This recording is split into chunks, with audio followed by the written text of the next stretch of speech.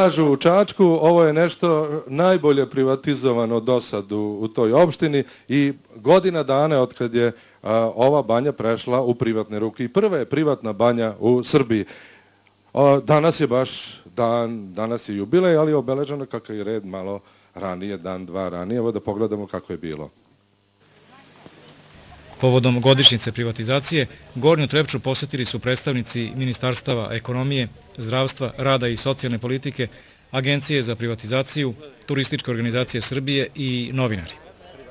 Iako je obaveza novih vlasnika bila da investiraju nešto više od 6 miliona dinara u protekloj godini za rekonstrukciju lečilišnih i smeštajnih kapaciteta u Atomskoj banji, uloženo je oko 120 miliona dinara.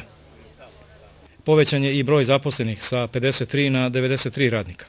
U okviru akcije Ministarstva ekonomije i regionalnog razvoja Prva šansa angažovano je 7 pripravnika. U programu javnih radova privremeno je zaposleno 10 radnika sa evidencije nezaposlenih.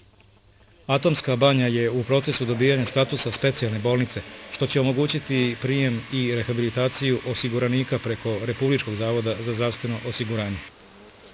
U toku su pregovori sa nekoliko inostranih agencija za zdravstveni turizam o potpisivanju ugovora za organizovano dovođenje gostiju iz Italije, Grčke, Rusije i Engleske.